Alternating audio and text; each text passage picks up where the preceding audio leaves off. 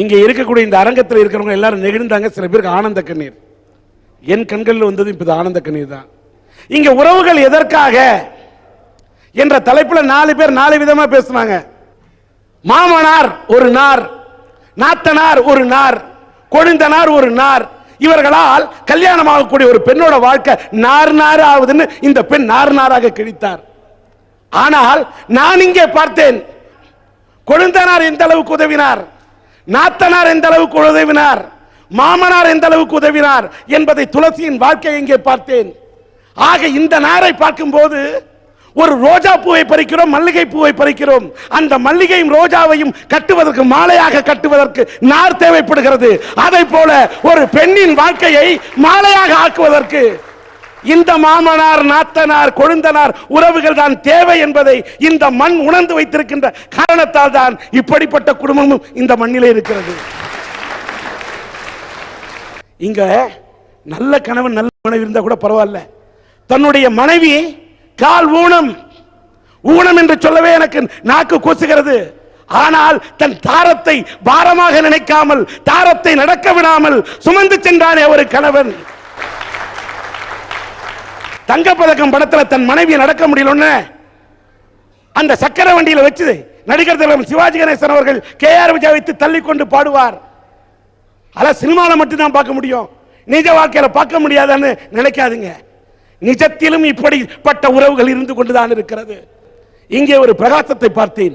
பிரகாஷ் அவருடைய வாழ்க்கையில் அவருடைய தாய் எந்த அளவுக்கு உதவியாக இருந்திருக்கிறார், அவருடைய சித்தப்பா எந்த அளவுக்கு உதவியாக இருந்திருக்கிறார்.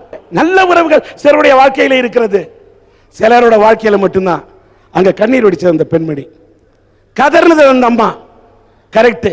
கைவிட்ட தாய்மாமன் உறவை அந்த பெண் சொன்னார். கைவிட்ட தாய்மாமன் உறவை சொன்னாலும் அடுத்த ஜென்மத்திலாவது என்னுடைய தாய்க்கு நான் மகளாக பிறந்து அறுவை சிகிச்சை செய்வேன் என்று சொன்னாயே, இதுவும் கூட தாய் மகள் உறவு தானே. இந்த உறவு துன்பத்தில் கை கொடுக்கிறதா இல்லையா? உதவாத உறவை நீ எண்ணி பார்க்கிறாய், உன் தாய்க்கு உதவும் உறவா நீ இருக்கிறாயே, உன்னை நான் எண்ணி பெருமைப்படுகிறேன். துன்பத்தில் கை கொடுப்பதுதான் உறவு. இந்த துளசியோட கணவன் ஜவஹர்லால்னு ஒருத்தர் வந்தார். அந்த பெண்ணை ஊனமிட்டு இருந்தாலும் அவர் வச்சு தாங்குவேன்னு சொன்னாரு. அதை பார்த்தப்ப எனக்கு என்ன தோணுது தெரியுமா? அவர் பேர் ஜவஹர்லால். ஜவஹர்லால் நேரு தன்னுடைய நெஞ்சத்தில் எப்பொழுதும் ஒரு ரோஜாவை சுமப்பார். ரோஜா என்பது முள் நிறைந்தது. ஆனால் தன்னுடைய மனைவி ஒரு முள் நிறைந்த ரோஜாவாக இருந்தாலும் என்னுடைய நெஞ்சத்தில் உன்னை தாங்குவேன் என்று ரோஜாவாக அந்த துளசியை தாங்கும் ஜவஹர்லாலை அந்த ஜவஹர்லால் நேருவாக நான் பார்க்கிறேன். இதுதான் உண்மையான உறவு. எல்லாத்துக்கும் மேலங்க எத்தனை பிள்ளைங்க தான் பெத்த தாய் தந்தை உதறிட்டு முதியோர் இல்லத்துக்கு அனுப்பிச்சிட்டாங்க அப்படிங்கிறத இங்க மேடையில் அந்த முதியோர்கள் சொன்னப்ப நம்ம எல்லாருமே வேதனைப்பட்டோம். அப்படிப்பட்ட உறவுகளை நினைச்சு நம்ம வெக்கப்பட்டே தீரணும்.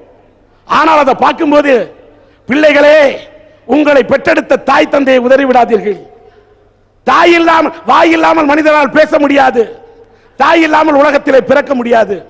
அப்படிப்பட்ட தாய் தந்தையரை ஒதுக்கி முதியோர் இல்லத்துக்கு தள்ளிவிடக் கூடாது என்பதற்கு உதாரணமாக இவர்களை பார்க்கும்போது உறவு என்பது எப்படிப்பட்டதாக இருக்க வேண்டும் என்பதை இங்கே நாம் அரட்டை அரங்கத்திலே கலந்து கொண்ட நாமும் இந்த அரட்டை அரங்கத்தை பார்க்கின்றவர்களும் தெரிந்து கொள்ள வேண்டும் என்று நினைக்கின்றேன்.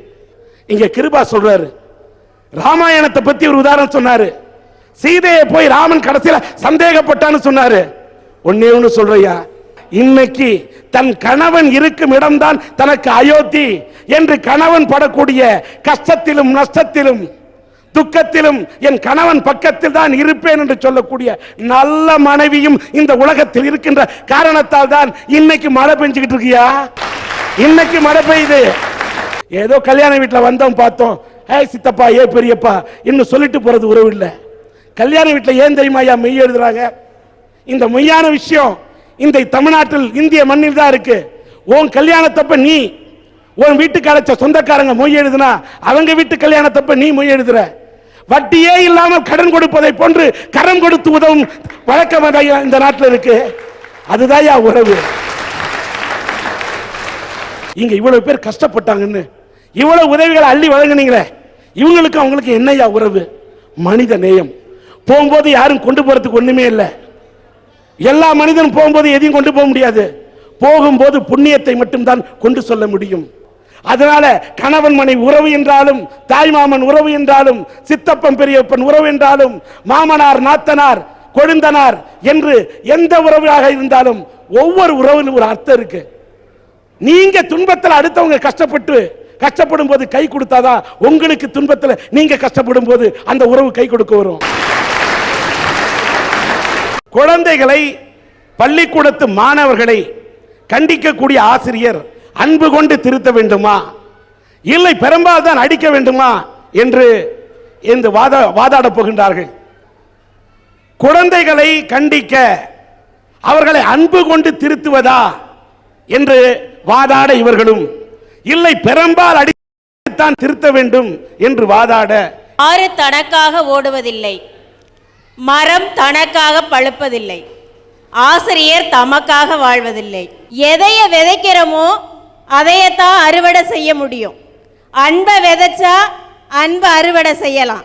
அன்பை விட சிறந்த ஆயுதம் இந்த உலகத்தில் ஏதாச்சும் இருக்குங்களா? அன்பு பண்ணாலும் அதையும் மீறி ஒரு பையன் வம்பு பண்ணனா என்ன பண்ண முடியும் அப்படின்னு வாத்தியார் கேட்பாங்கல்லம்மா. வம்புங்கிறதே குழந்தைங்க தெரிஞ்சு செய்யறது இல்லை சார். பள்ளிக்கு வரான், அப்போ அந்த இடத்துல நம்ம அன்பை காமிச்சாதான் அவன் படிச்சு பெரியவன் ஆகிறதுக்கு ஒரு வாய்ப்பு இருக்கு.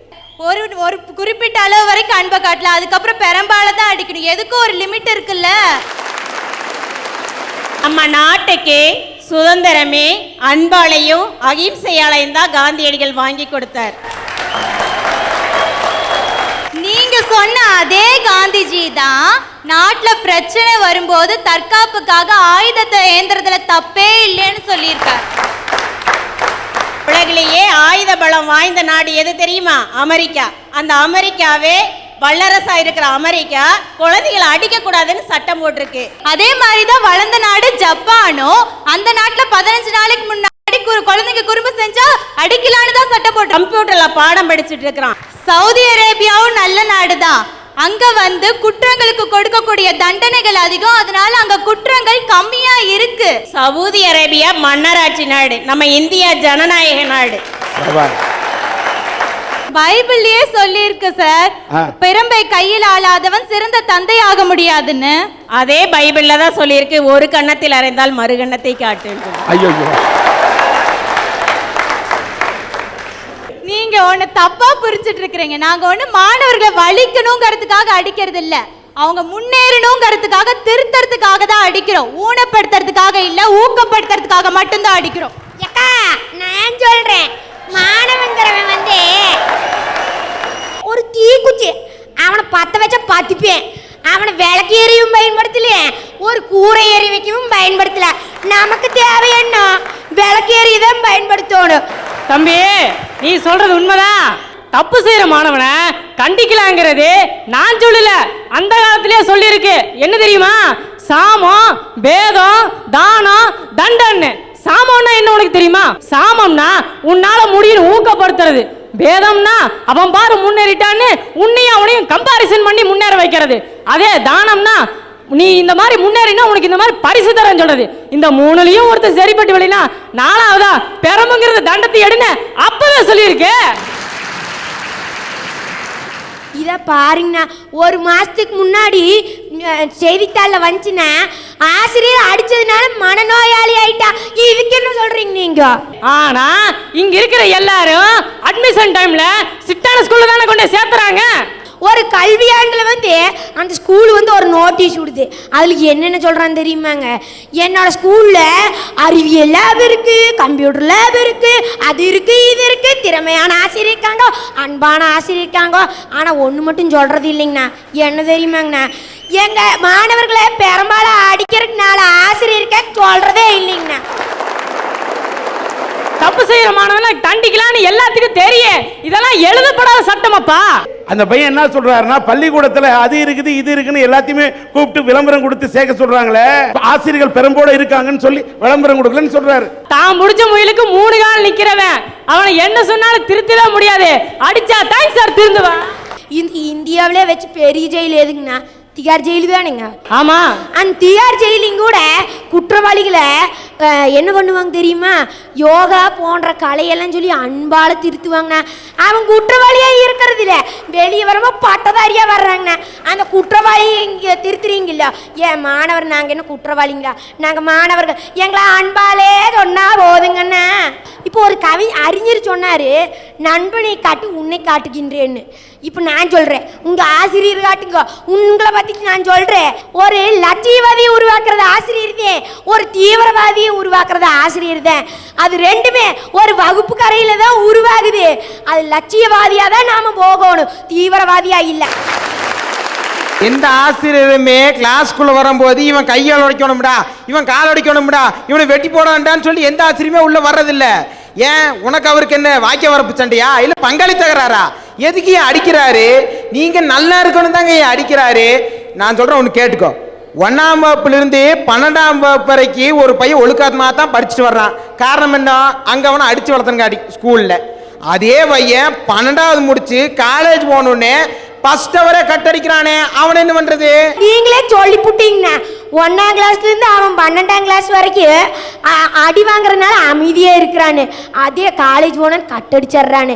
அப்ப அந்த அடி வந்து தற்காலிகம், அதே அன்பு செலுத்தினா போதும். நாங்க 1ஆம் வகுப்பு என்ன 12ஆம் வகுப்பு என்ன, நாங்க வாழ்க்கை ஃபுல்லா நாங்க அமைதியா நாங்க நல்ல பிள்ளைகளா இருப்போங்கண்ணா.